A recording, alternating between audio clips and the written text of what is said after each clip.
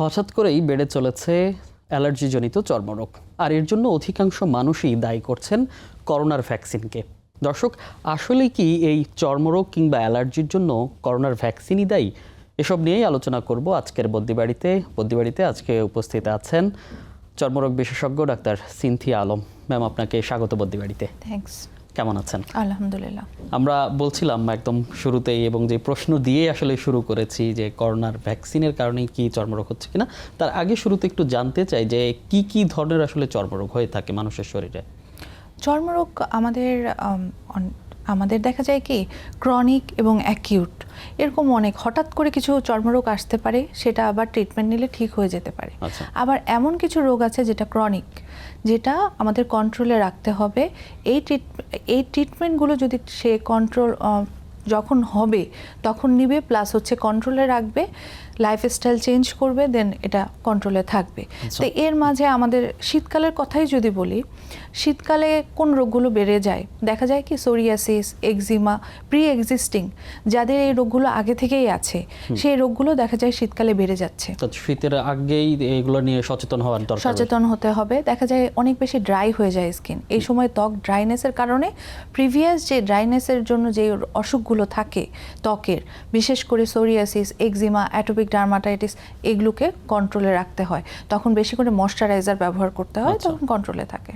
এবং আমরা যেটা বলছিলাম যে অ্যালার্জি নিয়ে বলছিলাম, অ্যালার্জি আসলে আমরা কখন বলছি? অ্যালার্জিক রিয়াকশন, হ্যাঁ, এটা বিভিন্ন কারণে হতে পারে। তো আমাদের নর্মাল পিপলদের মাঝে একটা ধারণা আছে যে যখন আমার অ্যালার্জি আছে, হ্যাঁ, অ্যালার্জিটা কিসের কারণে হচ্ছে, অ্যালার্জেনটা কি, যখন কোনো ধরনের ট্রিগার এজেন্ট থাকে, কেন হচ্ছে, কোনো ধরনের কোনো কিছু সংস্পর্শে আসলেই কিন্তু এই ট্রিগারিং ফ্যাক্টরটা যখন সংস্পর্শে আসে তখন এটা অ্যালার্জিক রিয়াকশনটা হয়। এখানে অ্যালার্জেনটা কি হতে পারে, অনেকের ক্ষেত্রে, কারো ক্ষেত্রে খাবার হতে পারে, কারো ক্ষেত্রে পোশাক হতে পারে। পোশাকের জন্য কিন্তু অনেক অ্যালার্জি হয়, পোশাকের ধরনের উপর, ফেব্রিকের উপর। আবার অনেকের ক্ষেত্রে দেখা যায় কিছু ওষুধ থাকে, এই কিছু ড্রাগ থাকে, এই ড্রাগগুলোর কারণে, ধরেন এই ড্রাগ সবার ক্ষেত্রে হয় না, যার ক্ষেত্রে হবে সে কিন্তু টোটাল ড্রাগ রিয়াকশনের জন্য যতগুলো সাইড ইফেক্ট সবগুলো তার চলে আসে এবং সিভিয়ার পর্যায়ে চলে যায়। তো এই অ্যালার্জেনটা কি সেটার উপর ডিপেন্ড করে অ্যালার্জিক রিয়াকশনটা।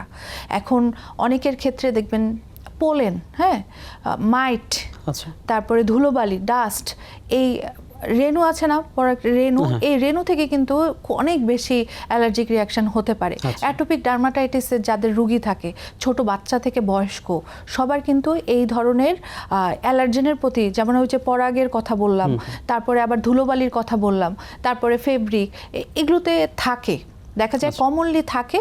তখন তার আরও কিছু সাইন সিমটম থাকে, যেমন হাঁচি হচ্ছে, চুলকাচ্ছে, স্কিনে কোনো জায়গায় দানা দানা উঠছে, সেটা আবার যখন সে চুলকাচ্ছে তখন পানির মতো বের হচ্ছে। আস্তে আস্তে এই জিনিসগুলো দেখা যায় কি আমাদের স্কিনটা ব্যারিয়ারটা ইনট্যাক্ট থাকে না, ব্যারিয়ারটা অনেক পাতলা হয়ে যায়, শুষ্ক হয়ে যায়। তখন এই ধরনের কোনো অ্যালার্জেন সংস্পর্শে আসলেই ওই অসুখটা বা ত্বকের রোগটা আরও বেশি বেড়ে যায়। আচ্ছা, এই কারণ হিসেবে আমরা যেটা আসলে শুরুতে বলছিলাম, এবং আপনি অবশ্যই যেহেতু চেম্বারে রেগুলার রোগী পাচ্ছেন, এখন কিন্তু চর্মরোগ বা অ্যালার্জি নিয়ে কিন্তু অনেক মানুষ আসছে, এবং সবার মুখে মুখে যে সবারই অ্যালার্জি হচ্ছে, চুলকানি হচ্ছে। তো এর জন্য করোনার টিকা কি আসলে কোনোভাবে দায়ী হতে পারে কিনা? এটা না, আমার কাছেও অনেক রোগী আসে, বিশেষ করে তারাই বলে যাদের ফাঙ্গাল ইনফেকশন। আচ্ছা, দেখবেন যে বাংলায় যদি বলি দাউদ গ্রাম অঞ্চলে বলে থাকে, তো এদের ক্ষেত্রে দেখবেন এই ফাঙ্গাল ইনফেকশন যাদের হয়, এটা না সারতে চায় না। এবং সারতে চান, এটার কারণ কি, তাদেরই কিন্তু কিছু লাইফস্টাইলের কারণে। আবার এটা এখন কোনো অসুখ, মানে কোনো রোগের ট্রিটমেন্ট নিলে যেমন সেটার তাড়াতাড়ি রেজাল্ট পাওয়া যায়, এটার ক্ষেত্রে একটু লেট হচ্ছে। কারণ কি, তারা যখন কোনো মেডিসিন নিচ্ছে, এটা নিজেরাই ফার্মেসি থেকে কিছু মেডিসিন নিয়ে খেয়ে ফেলছে, সেটার কারণে এটা আরও দীর্ঘস্থায়ী হচ্ছে। তো তাদের ধারণা যে এই ইনফেকশনগুলোর কারণে করোনার টিকাই দায়ী, কারণ করোনার টিকার পর থেকে ফাঙ্গাল ইনফেকশন, আর্টিকেরিয়া, এগুলো বেড়ে যাচ্ছে, ত্বকের রোগগুলো। তো আমার মতে, বা যদি বলেন যে রিসার্চ আর্টিকেল, থিসিস, সব কিছুর মতে যদি ধারণা করা হয়, এটা নিয়ে অনেক ধরনের গবেষণা চলেছে এবং এখনও চলছে। তো সেখানে বলা আছে যে করোনার টিকা এটা একটা আমাদের ইমিউনিটি করোনার ভ্যাকসিন হিসেবে যখন দেয়া হয় ইমিডিয়েট 48 আওয়ার্স বা 1 উইকের মাঝে যে চেঞ্জগুলো আসে বা যে রিয়াকশন হয় সেটা ছাড়া আচ্ছা এটার ইফেক্ট এত দীর্ঘস্থায়ী হওয়ার কথা না এবং হয় না, কিন্তু তারপরেও তো হচ্ছে।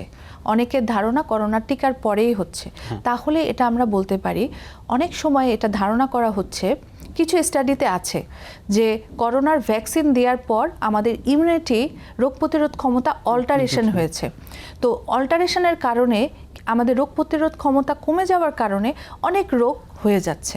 যেমন এই ত্বকের রোগগুলো আমাদের বডি ইমিউনিটি সিস্টেম থেকে সহজেই প্রতিরোধ করা যেত, বা দেখা যেত কি আগে তো হতো না। যেমন ধরেন একটা ইনফেকশন হচ্ছে বা সহজে কোনো স্ক্যাবিস, সাপোজ স্ক্যাবিস এখন খুব মহামারী একটা রোগ, তো স্ক্যাবিস একটা মাইটের কারণে হয়, সেটা বডি ডিফেন্সিভ মেকানিজম থেকে এটা কিন্তু প্রতিরোধ করা যায়। কিন্তু যখন দেখা যায় আমাদের রোগ প্রতিরোধ ক্ষমতাই কম, তাদের তখন কিন্তু এটা বেড়ে যাচ্ছে। তো এখন একটা গোষ্ঠীর মাঝে দেখবেন স্ক্যাবিস খুব বেশি, তো তারাও ধারণা করছে যে এই রোগ প্রতিরোধ ক্ষমতা কমে যাচ্ছে কারণ এই করোনা ভ্যাকসিনের জন্য। অনেক স্টাডিতে আছে, আবার অনেক স্টাডি এটা নিয়ে অনেক বলেছে যে না এরকম কিছুই না। আচ্ছা, তো সেক্ষেত্রে আমি বলবো যে ফাঙ্গাল ইনফেকশন বা আর্টিকেরিয়া অন্য এসবগুলো এত বেশি স্ক্যাবিস এগুলো হওয়ার কারণ হচ্ছে আমাদের দৈনন্দিন জীবনে কিছু চেঞ্জ হচ্ছে। আচ্ছা, এটার মধ্যে আমাদের স্লিপ, পোর স্লিপ, লাইফস্টাইল চেঞ্জ, দেখবেন যে আমাদের অনিয়ন্ত্রিত জীবনযাপন, তারপরে আবার দেখবেন পলিউশন, এটা খুবই ইম্পর্টেন্ট। ক্লাইমেট চেঞ্জের কারণে হিট, হিউমিডিটি, ওয়েদার সব কিছুরই একটা চেঞ্জ আসছে। এই চেঞ্জের কারণেও অনেক রোগ থেকে যাচ্ছে। পলিউশন এটাও আরেকটা, আমরা মানে সরাসরি করোনার টিকাকে দায়ী করতে না পারছি না, দায়ী করতে পারছি না। সেক্ষেত্রে আসলে পরিবেশের যে ভূমিকা, এবং আমরা এখন বিশেষ করে যদি ঢাকার কথা বলি, একদম বসবাস অযোগ্য হয়ে যাচ্ছে, যে বেরোলে ধুলাবালি, এই পরিবেশ আসলে কতটা ভূমিকা রাখে? এটাই আমি বলতে যাচ্ছি যে মানে পলিউশনের কারণে কিন্তু অনেক স্কিন রোগ হয়। এখন ত্বকের রোগগুলো মেইনলি পলিউশন, এটার পিছনে বা হাইজিন খুবই ইম্পর্টেন্ট। এখন একটা মানুষ যার ধরেন অ্যাটোপিক ডার্মাটাইটিস আছে, হ্যাঁ, ওই যে বললাম যে ধুলোবালি, তারপরে পরাগ রেণু, এগুলোর কারণে যাদের হয়, তারা যখন বাইরে যাচ্ছে এই যে পলিউশনটার কারণে তখন তার স্কিনে আসছে এবং সে কিছু ইনহেল করছে, টোটাল মিলিয়ে তার কিছু রোগ চলে আসছে। আবার স্কিন যখন অনেক বেশি ড্রাই হয়ে যায়, বাইরে সারাদিন ঘোরাঘুরি করছে, ডাস্ট আসছে, সেই ডাস্টটা ক্লিন করছে না, বাইরে সারাদিন রোদে ঘেমে যাচ্ছে, বাসায় আসার পর সেটা ঠিকমতো প্রপার ওয়েতে ক্লিন করছে না, তাহলে সেই ক্ষেত্রে তো ফাঙ্গাল ইনফেকশন হবে। যখন ডাস্টটা নিয়ে আসছে অ্যাটোপিক ডার্মাটাইটিস হবে। আবার যখন দেখেন রোদের তীব্রতা, হ্যাঁ, রোদের তীব্রতা কী করে আমাদের স্কিনকে আরও বেশি ড্রাই করে দেয়। দেখা যায় যে আমাদের যে ঘামটা হচ্ছে, ঘামটা মুছে ফেলার পরে স্কিনে যদি কোনো কিছু অ্যাপ্লাই না করা হয় আরও বেশি সেন্সিটিভ হয়ে যায়। তো সেক্ষেত্রে এই ধরনের ড্রাইনেসের কারণে যে রোগগুলো হয় এগুলো বাড়তে থাকে। তো এখানে লাইফস্টাইল মডিফিকেশন খুবই ইম্পর্টেন্ট। তার মাঝে আবার আরেকটা জিনিস দেখুন, হাইজিন মেনটেন। এখন সে এটা যদি প্রপার হাইজিন মেনটেন না করে তাহলেও হবে না। ধরেন সে যেখানেই যাচ্ছে তার আশেপাশে অন্যান্য মানুষের কাছে যেই রোগগুলো থেকে থাকে সেই রোগগুলো কিন্তু তার কাছে আসতে পারে। এখন সে তো জানে না কার কাছে রোগ আছে না নেই। তো এই ছোঁয়াচে বা কন্টাজিয়াস, স্ক্যাবিস কন্টাজিয়াস, একজনের থেকে আরেকজনের মাঝে আসতে পারে। সে হাতটা একজনকে হ্যান্ডশেক করলো, হাতটা ভালো মতো ক্লিন করলো না, তো এই মাধ্যমে অনেক রোগ ছড়ায়। যদি সে লাইফস্টাইলে চেঞ্জ আনে তাহলে দেখবেন এটা কন্ট্রোলে থাকবে। আচ্ছা, সেক্ষেত্রে আসলে চিকিৎসার ক্ষেত্রে যদি চিন্তা করি যে এক এক ধরনের চিকিৎসা কি না, প্রতিটার চিকিৎসাই আলাদা, কিন্তু এই ভিন্নতার মাঝেও কিছু জিনিস কমন থাকে। আচ্ছা, তার মাঝে হচ্ছে ত্বকের যে ড্রাইনেসটা, এটার জন্য আমরা একটা বেরিয়ার ইনটেক, মানে হচ্ছে আমাদের ময়শ্চারাইজার ব্যবহার করতে হবে। বেরিয়ার ইনটেক বা একটা নর্মাল ইউরিয়া কন্টেনিং কোনো ক্রিম ব্যবহার করতে হবে, যাতে আমাদের সহজেই আমাদের স্কিনের সংস্পর্শে আসলেই কোনো রোগ না হয়ে যায়। এবং ক্লিনিনেস, এটা তো খুবই ইম্পর্টেন্ট, এটা সব রোগের ক্ষেত্রে ইম্পর্টেন্ট, কিন্তু কিছু রোগের ক্ষেত্রে যেমন হচ্ছে এক্সিমা, এক্সিমাতে কেউ যদি বারবার হাত ধয় বা হচ্ছে কোনো ধরনের কোনো রকম ময়শ্চারাইজার না ইউজ করে, সেক্ষেত্রে তার কিন্তু এটা বেড়ে যাবে। হ্যাঁ, সেটা বারবার হাত ধোয়ার কারণে কিন্তু তার হাতের মাঝে হতে থাকে। তো সব কিছু ট্রিটমেন্টও যেমন আলাদা, কিছু নিয়মও আলাদা, আবার কিছু যদি বলেন যে কিছু কমন জিনিস, হাইজিন মেনটেন করতে হবে, স্ট্রেস, অ্যাংজাইটি এগুলো কন্ট্রোলে রাখতে হবে, লাইফস্টাইল মডিফিকেশন করতে হবে, স্লিপ কোয়ালিটি ডেভেলপ করতে হবে, তাহলে কন্ট্রোলে থাকবে। চিকিৎসা নিয়ে বলছিলেন, সেক্ষেত্রে আসলে একজন মানুষ অর্থাৎ কখন চিকিৎসকের শরণাপন্ন হবে? কারণ কারো শুরুতেই সাধারণ চুলকানি হচ্ছে, কিংবা কারো দাঁত হচ্ছে পরবর্তীতে গিয়ে, কিংবা কারো গুটি গুটির কথা বলছিলেন এরকম উঠছে, কিংবা পানি মুখে নিয়ে উঠছে, কখন আসলে চিকিৎসকের শরণাপন্ন হওয়া উচিত? ত্বকের রোগগুলোতে আমার মনে হয় যখনই কোনো ধরনের অল্প সাইন সিমটম থাকবে, কোনো কি স্ক্যাবিসের ক্ষেত্রে আমি যদি বলি, দেখা যায় প্রথম দিকে কোনো শুধু চুলকানি থাকে, জায়গায় জায়গায় চুলকানি থাকে, কিছুই দেখা যায় না। দেখা যায় কি রাতে শুধু চুলকানি বাড়ে এবং হচ্ছে একটা ইরিটেশন ফিল হয়। তারপরের দিকে দেখা যায় যে হচ্ছে তার দানা দানা আসা শুরু করছে।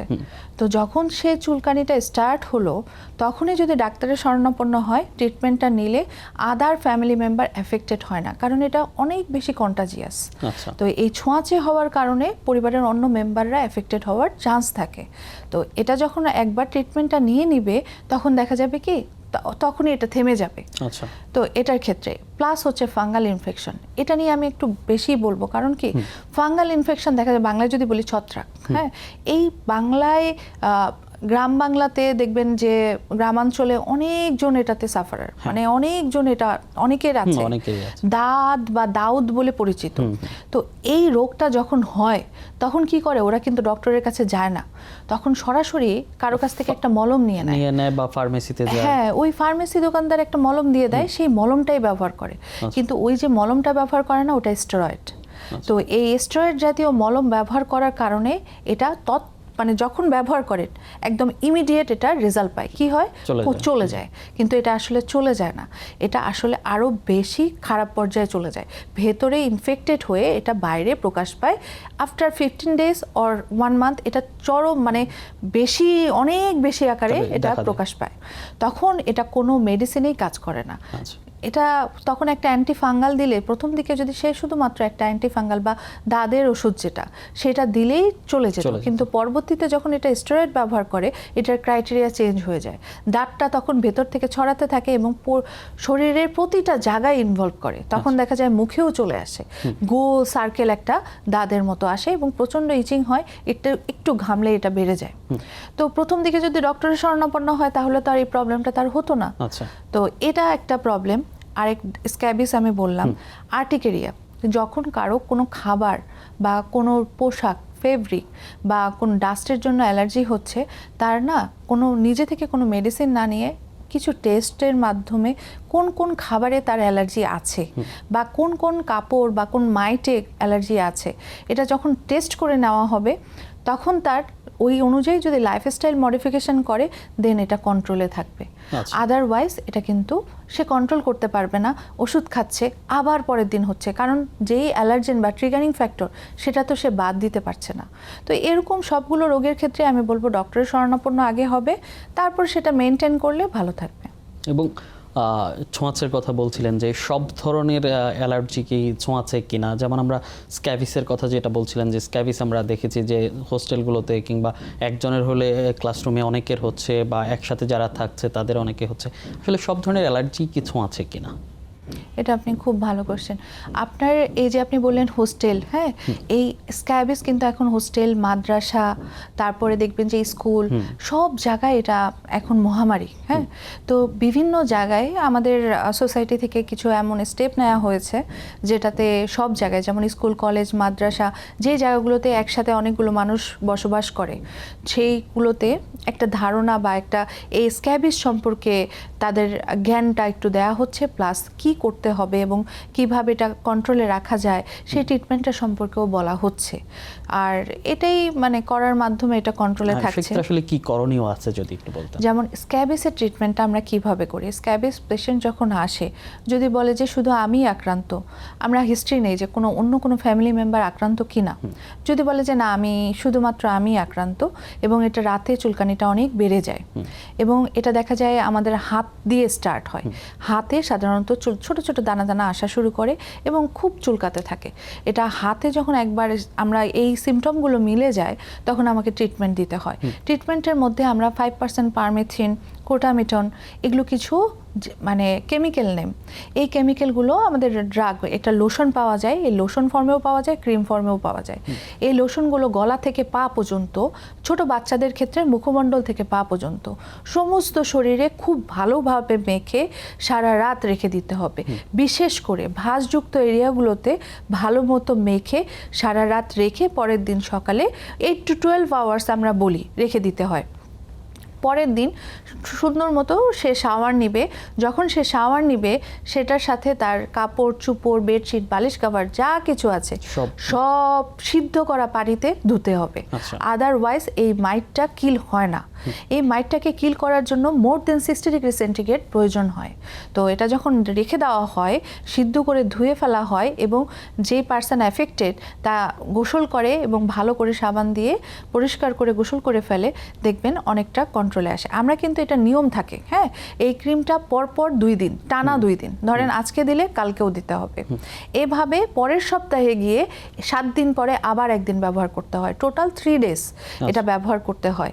এটা ব্যবহার করলে হয় কি, প্রথম দিকে এই মাইটটা কিল হয়ে যায়, বাট এটার যে ডেড পার্ট থাকে এই মাইটের, এটার জন্য চুলকানি হতে পারে। এই জন্য 7 দিন পরে এগেইন এটা অ্যাপ্লাই করতে বলা হয়। এটা যখন অ্যাপ্লাই করে এবং যেই কাপড় চোপড়, বেডশিট, বালিশ কভার ধুয়ে দেওয়া হলো সেটা যদি কড়া রোদে শুকায় এবং এটা ইউজ করার সময় আয়রন করে তাহলে এটা থেকে সুন্দরভাবে প্রতিটা ফ্যামিলি মেম্বারকে কিন্তু এই লোশনটা ব্যবহার করতে হয়। তাহলে দেখবেন স্ক্যাবিস থেকে সহজে নিরাময় সম্ভব। আদারওয়াইজ এটা নিয়ে ভুগতেই থাকে, একজন চলে গেলে আরেকজনের হচ্ছে। আবার দেখা যায় অবজেক্ট থেকে, ধরেন কোনো জায়গায় টাচ করা ছিল বা কোনো কাপড় চোপড়ে আছে, সেখান থেকে এগেইন ব্যাক করে। সেক্ষেত্রে স্কুলের কথা বলছিলাম যে বাচ্চারা তো স্কুলেও যাচ্ছে বা বন্ধুদের সাথে মেলামেশা করছে, সেক্ষেত্রে আসলে কি করণীয় আছে এবং সেটা ছড়ানোর সংখ্যাটা আসলে কতটুকু? অনেক বেশি, কারণ স্কুল কলেজে যখন যাবে তখন দেখবেন, আমি বলি কি, একটা মেম্বার যখন ট্রিটমেন্ট নিল এই টাইমটাতে স্কুল একটু আমি অফ রাখতে বলি, 1 থেকে 2 দিন, দেখা যায় অনেকটাই কন্ট্রোলে চলে আসে। এবং স্কুলে যখন সে যাবে, অন্যান্য স্টুডেন্টদেরও তো থাকতে পারে, তাদের ক্ষেত্রে কি করবে, সে যখন বাসায় আসবে অবশ্যই হাত বা যে কাপড় চোপড় থাকলো সেটা বাইরের টয়লেটে রেখে ওটা ভালো মতো ক্লিন করে দেওয়া হবে এবং সে নিজেও পরিষ্কার হয়ে যাবে, গোসল করে ফেলবে, একটা সাবান দিয়ে ফেনা তুলে ভালো মতো পরিষ্কার করে ফেলবে নিজেকে, তাহলে মাইটটা আর ছড়াবে না। কারণ মাইটটা যখন 1-2 আসে, সেইভাবে পার্সোনাল হাইজিন মেনটেন না করা হয় বা ক্লিন না করা হয়, তখন এটা কি বাড়তে থাকে। ডিম পারে রাত্রে, এই ডিমটা থেকে আবার মানে নতুন মাইট হয়, সেই মাইটটা থেকে আবার বাড়তে থাকে। তো আমি বলি, যদি সে তখন ওই বাচ্চা বা ওই স্টুডেন্ট ওই পার্সোনাল হাইজিন মেনটেনের জন্য, ক্লিননেসটার জন্য ঠিকমতো মানে বাসার মধ্যেও সেটা মেনটেন করে, তাহলে কন্ট্রোলে থাকবে। আচ্ছা, সেক্ষেত্রে আপনি শুরুতে বলছিলেন যে খাবারের অ্যালার্জির কথা, এবং কার আসলে কি ধরনের খাবারে অ্যালার্জি হয়ে থাকে সেটা আসলে কিভাবে বুঝবো? খাবারের অ্যালার্জি না অনেক ধরনের থাকে, বিশেষ করে এক একজনের ক্ষেত্রে এক এক রকম, কিন্তু খুব কমনলি আমরা দেখবেন কিছু খাবারের অ্যালার্জি থেকেই থাকে। যেমন চিংড়ি মাছ, তারপরে দেখবেন অনেকের বিফে থাকে, পামকিন থাকে, পুঁই শাক, স্পিনাচ এটাতে থাকে, ব্রিনজাল থাকে, বেগুনে কমনলি থেকে থাকে। তো এগুলোতে অ্যালার্জি থেকেই থাকে। তো এই অ্যালার্জিক ফুডগুলো আমরা অ্যাভয়েড করতে বলি। মিষ্টি কুমড়া বা বিফ বা হচ্ছে স্পিনাচ বা হচ্ছে চিংড়ি মাছ, অনেকের সি ফুডে অনেক বেশি থাকে, অনেকের পিনাটে থাকে, বাদামে থাকে, বাদাম বিভিন্ন ধরনের বাদামে থাকতে পারে। তো এগুলো কিন্তু সিভিয়ার পর্যায়ে চলে যায়। তো এগুলো যাদের অ্যালার্জি আছে এগুলো না খাওয়াই বেটার। আচ্ছা, সেক্ষেত্রে আসলে কি ধরনের জীবনযাপন আসলে করা উচিত? এক তো হচ্ছে আমরা শুরুতে যদি বলি যে যারা আক্রান্ত হয়েছেন তাদের আসলে কি ধরনের জীবনযাপন করা উচিত? ধরেন যারা আক্রান্ত হয়েছেন তাদের কন্ট্রোলে রাখতে হবে। ফার্স্ট হচ্ছে পার্সোনাল হাইজিন মেনটেন করতে হবে, ইমিউনিটি বুস্ট আপ করতে হবে। এখন ইমিউনিটি বুস্ট আপ কীভাবে করবে? আমরা অনেক সময় যখন দেখি যে এ ধরনের তার ইমিউনিটি খুবই কম, আমরা কিছু সাপ্লিমেন্ট দিই, সেটার মাধ্যমে ইমিউনিটি বুস্ট আপ করে। এটা ছাড়া তার লাইফস্টাইলে কিছু চেঞ্জ আনতে হবে।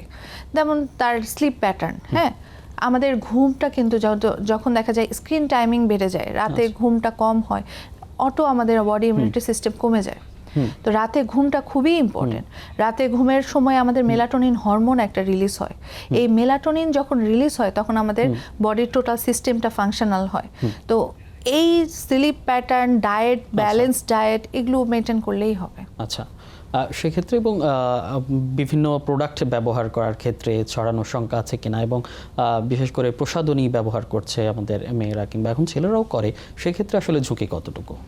প্রসাধনীর ক্ষেত্রে তার ইফেক্টে কিন্তু ডিফারেন্ট। হ্যাঁ, যেমন ধরেন বিভিন্ন কসমেটিক্স ব্যবহার করার কারণে এক এক ধরনের, অনেকে দেখা যায় না ফর্সা হবার ক্রিম ব্যবহার করে, সেটা ফেসে ব্যবহার করছে, বা এগুলোতে কিন্তু মার্কারি লেড থাকে, হ্যাঁ, স্টেরয়েড থাকে। তো প্রথম দিকে এটা দেখা যায় ইমিডিয়েট খুবই চকচক, হ্যাঁ, চকচক হয়ে গেল, বা ম্যাজিক্যাল ওয়েতে এটা 7 দিনেই ফর্সা হয়ে যাচ্ছে। এগুলো তো দেখেন না, এখন তো ভাইরাল সোশ্যাল মিডিয়াগুলোতে। তো এগুলো ব্যবহার করার পর খুব বাজেভাবে, হ্যাঁ, এটার ইফেক্টটা পরের দিকে প্রকাশ পায়। দেখা যায় দাগ আসা শুরু করে, মুখে তো দাগ আসবেই, স্কিন ক্যান্সার হবার প্রবণতা থাকে, কারণ কি স্কিনটা পাতলা হয়ে যায় এগুলো ব্যবহার করতে করতে। তারপরে দেখা যায় সানের প্রতি সেন্সিটিভিটি বেড়ে যায়, যখন একটু রোদে যাবে জ্বালাপোড়া, ত্বক জ্বালাপোড়া শুরু করবে, চুলার সামনে যাবে ত্বক জ্বালাপোড়া করা শুরু করবে। তো সেই ক্ষেত্রে এই ধরনের প্রসাধনীগুলো শুধুমাত্র এটাতে না, আবার দেখবেন ধরেন অনেক টিনেজ মেয়ে ব্যবহার করে থাকে, তাদের কিন্তু প্রেগন্যান্সিতে প্রবলেম হয়, ইনফার্টিলিটিতে তারা ভোগে। তো এই ধরনের প্রবলেমগুলো যাতে ফেস না করতে হয়, তো আমরা যতই বলি, প্রতিটা প্রোগ্রামে আমি গেলে অবশ্যই এই জিনিসটা আমি মানে আপনাদের মাধ্যমে জানিয়ে থাকি যে এটা আসলে কোনো ধরনের এমন কোনো প্রোডাক্ট যেটা ফর্সা হবার ক্রিম বা হচ্ছে 7 দিনে ফর্সা হবে জুস, ক্রিম, এগুলো যেন ব্যবহার না করে, বা এগুলো না খাওয়াটাই বিরত থাকাই উচিত। কারণ এটাতে না অনেক ক্ষতিকর ইফেক্ট হয় যখন তারা ভুগে। তখন মানে আমার কাছে কিছু এরকম মানে উদাহরণ আছে, যেটা যখন ভুগে এটা থেকে আর কোনোভাবে অনেক দেরি হয়ে যায় বা সিভিয়ার পর্যায়ে গিয়ে তারপর যাচ্ছে, হ্যাঁ, এটা আবার কোনোভাবে ঠিকও হয় না, পার্মানেন্ট ড্যামেজ। এই পার্মানেন্ট ড্যামেজটা লাইফ লং তাকে এটা ভুগতে হয়, বা এটা নিয়ে সে কন্টিনিউ করে। এটার জন্য আমি বলবো যে এ ধরনের ক্রিম না ব্যবহার করাই ভালো, বা কসমেটিক্স। জি ম্যাম, আমরা একদম শেষের দিকে চলে এসেছি। যেহেতু সামনে শীত আসছে, একটা প্রশ্ন রাখতে চাই যে শীতের আগেই কি ধরনের যত্ন আসলে নিতে পারে একজন রোগী? শীত যেহেতু এখন হালকা হালকা, ঢাকায় তো অত বেশি শীত পড়েনি, বাইরে যারা আছে তাদের অনেক বেশি শীত। এই শীতের সময় সব থেকে বেশি মেনটেন করতে হবে মানে সানস্ক্রিন। অনেকে দেখবেন কি, যখন শীত আসে মনে করে যে রোদ তো নেই, সানস্ক্রিন দিতে হবে না, বাট সানস্ক্রিন মাস্ট, সানস্ক্রিন ব্যবহার করতে হবে। এটার পাশাপাশি যে কোনো ধরনের ময়শ্চারাইজার, লোশন এটা শরীরে দিতে হবে। এটা শাওয়ারের পরে ব্যবহার করাটাই বেটার। পানি খেতে হবে, শীতকালে কম পানি খাওয়া হয়, সেই ক্ষেত্রে আমাদের শরীরের কিছু ডিহাইড্রেশন লক্ষ্য করা যায়, পাফিনেস লক্ষ্য করা যায়। তো পানিটা পর্যাপ্ত পরিমাণে খেতে হবে। এটা ছাড়া যেটা করতে হবে, ব্যালেন্স ডায়েটের মধ্যে শীতকালীন শাকসবজি এগুলো রাখতে হবে, plus vitamin C containing food যেগুলো একটু বেশি করে রাখলে দেখা যায় কি আমাদের শীতকালীন যে রোগগুলো থাকে এগুলো থেকে একটু কন্ট্রোলে রাখা যায়, স্কিন ভালো থাকে। অসংখ্য ধন্যবাদ আপনাকে বদ্যিবাড়িতে আসার জন্য। Thank you.